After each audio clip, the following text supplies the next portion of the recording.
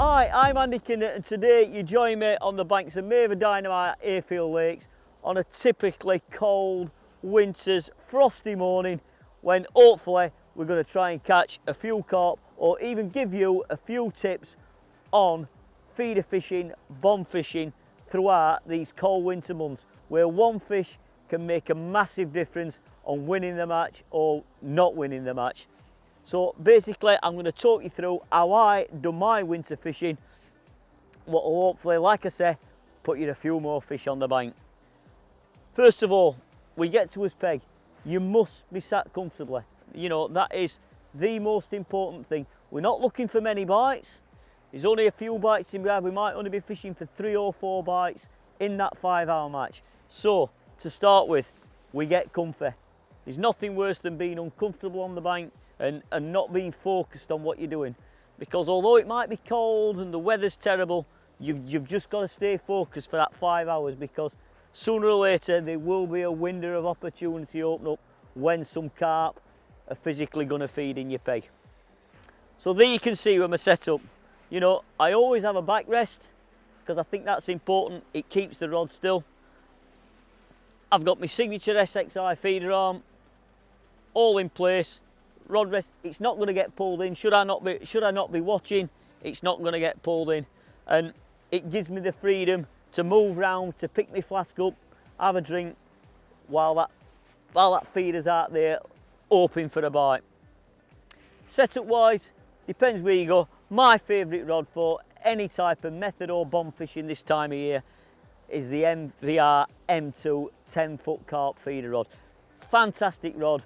Great for casting, can easily do casts up to 40 metres plus with that rod. Plenty of power in it and just an absolutely fantastic rod for this time of year. Reel wise, the MVR 4000 reel matches the rod perfect and it gives me the ideal setup to put some carp on the bank. So, no further ado, we'll talk you through the hardware, we'll talk you through some of the baits, we'll talk you through the setup, just exactly how I do it to put some extra fish on the bank.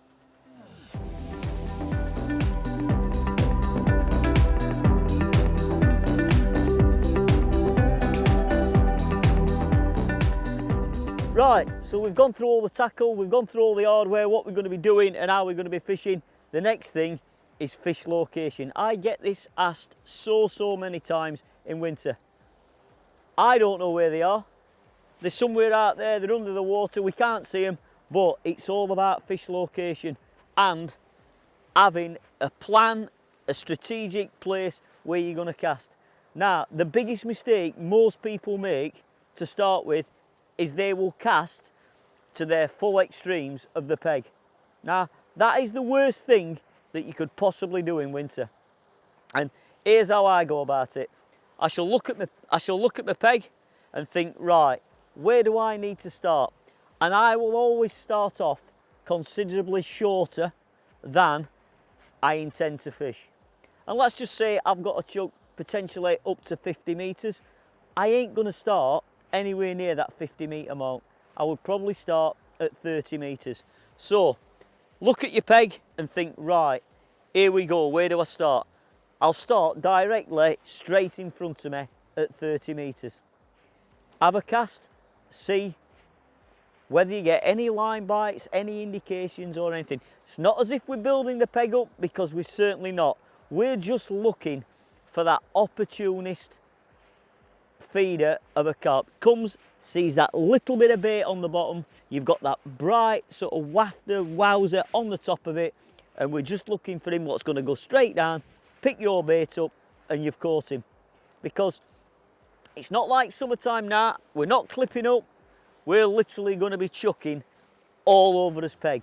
But you need to do it in some type of plan. And, you know, start straight in front of you at 30 metres, 25 metres, whatever your chuck may be. If you haven't had a bite there, a couple of metres to the left, a couple of metres to the right, even 3, as long as you stay in your own peg. I'm telling you, don't be chucking in other people's pegs, but keep it within your own pegs. And the difference can be incredible. You can go 2 metres to the left of where you've initially caught and you'll catch a fish straight away. And then if we do catch a few fish on that line and it goes quiet, you need to cast somewhere else. And what will happen, them fish will have moved potentially further out. So more or less as your day goes on, you're gradually and gradually working your way out, casting round your peg. If you find a ball of fish, happy days. You might just sit there and go down one line all day. You've had the best days winter fishing you're ever going to catch. But it's a great way of exploring every bit of your peg without building a peg up to put them extra fish in your net winter time, which turns you into winning matches.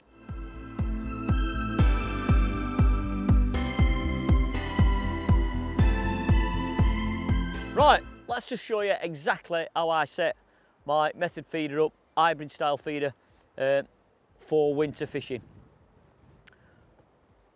We have the 024 main line, the MVR carp feeder mono, brilliant, brilliant line. Use it all the year round. I want a strong line. I want a strong line. It's 024, it's virtually a 10-pound breaking strain. Now, that does not put me off in the slightest. It will not limit you getting any bites. It's just a durable, robust, really, really strong line, because the last thing I want is a mainline breakage or anything while I'm playing a fish, or if it happens to run into any snags or anything. So really, really strong, durable mainline. Feeder wise, little tiny feeders, you know, little tiny like method feeders or the hybrid style feeders, I find are absolutely perfect for this stuff.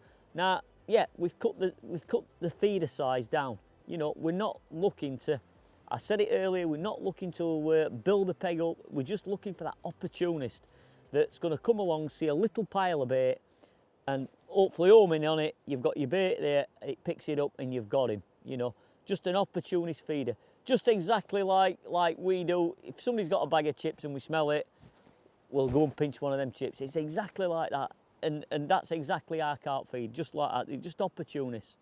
So I have a little style feeder on, free running. As you can see, it needs to be free running to incorporate with the fishery rules, whichever at. So always check that out. Free running. Now, I stop it with one of the swivel stop beads. Now, I know a lot of people like quick change beads and things like that, but I'm not a big lover of quick change beads. I prefer these swivel stop beads, which we've got there, which is literally going to stop my feeder from hitching onto my hook length.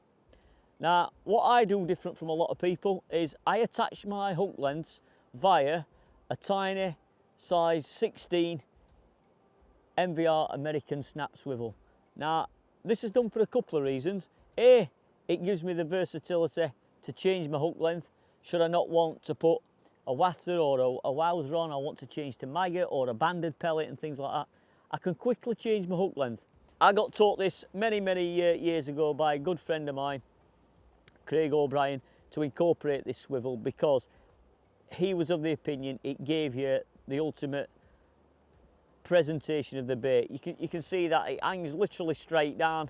You've got that total free movement, and when you're actually loading your bait into your feeder, it completely lies dead straight on the bottom, and the hook length's not sticking up and giving that fish literally anything to be inquisitive about and not pick it up. And it also gives you the brilliant, brilliant hook holds. Hook length wise, same thing again. I ain't scaling down. If I get a bite in winter, the last thing I want to doing is the rod to be going in and I get broke. So 99.9% of the time, I'm going to be using 020 MVR rig mono as a hook length. Hook wise, the MVR power air rig hook in size 12s or size 14. 12s if the fish are really, really big. 14s if you're using the smaller 5mm wafters. But ideally a 12 or a 14. I've said it, you know, the bite is the hardest thing to get. And when you get it, you want it on and you don't want to lose it. So that's me. I don't scale down. If you're going to be a bear, be a grizzly. It's my favourite saying. And getting that fish on is all important, and landing it, because it can turn you from an also-ran into a match winner. So right, let's just show you how I load the feeder up.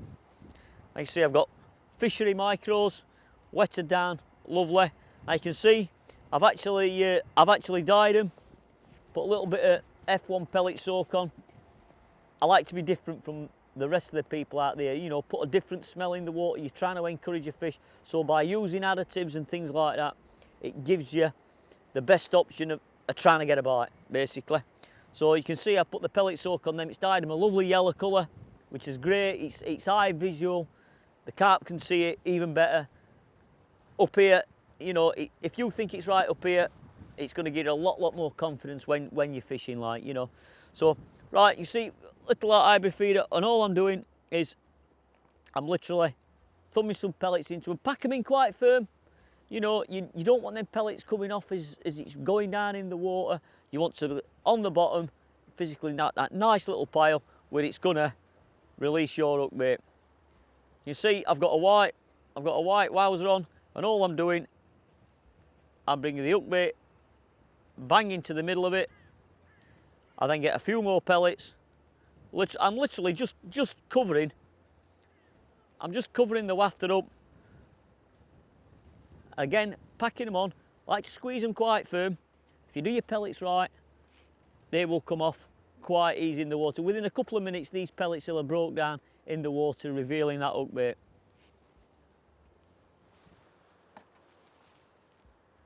And there we have it. As you can see, that hook length's in there, it lays on the bottom.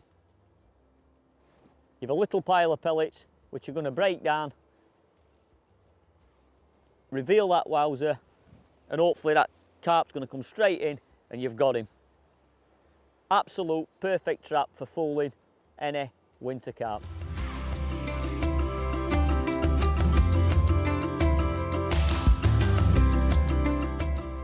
Right, one other thing I would definitely not be without through any of my winter feeder fishing is a signature feeder tray. Now, there's millions of side trays on the market. These big ones, these small ones, these other ones, these extendable ones and whatever. But for my style of fishing, for what I do, for, you know, for winter type fishing, this for me is the ultimate in side trays. You can see it's metal, it's a metal lid, which is great. It protects all your bait from the elements. If it's raining, windy, whatever, it literally protects you from everything. You can see we've got this raised up top, which is great for me because I can put my pellets there for when I'm loading the feeder. It's easily accessible. I can put, you know, my little pots of wafters and wowsers. I can put them all on there so they're easily reachable. Keep the stopwatch there. That's a really important thing, timing for bites. So all them are really at hand. And then in the bigger tray at the back, I've got some pellets. Should I need to feed some pellets on one line, if I think a few fish are going to have a feed, I've got room in there. And keep my phone easily there. Towel, keeps your hands dry, all in there. And if I want to just, you know, protect everything, lid's closed, it's on. It's ultra sturdy, no extra legs needed on it. And if I want to pour a cup of tea, I've got a nice little table there. Everything is all at hand. And the other good thing I like about it is, you know, if that wind's coming at you and it's horrible, I can literally have the tray right up like that. I can lock it into place and it acts as a perfect little windbreak, keeping your hands warm and everything there. Just a fantastic thing, helps me out no end in my feeder fishing. You really need to check one out if you're going to be serious about any type of winter carp feeder fishing.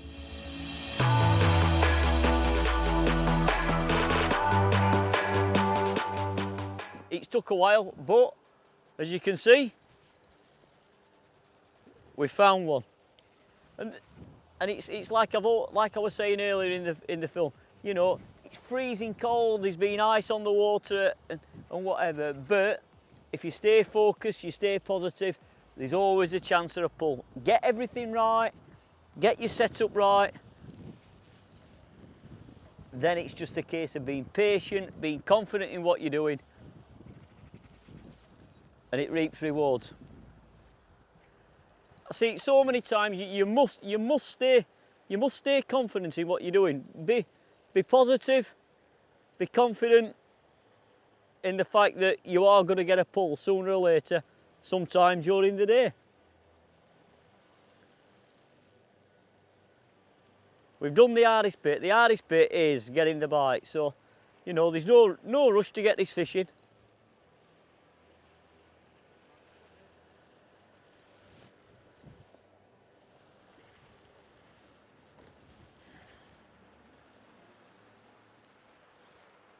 Here we are, look. Hey!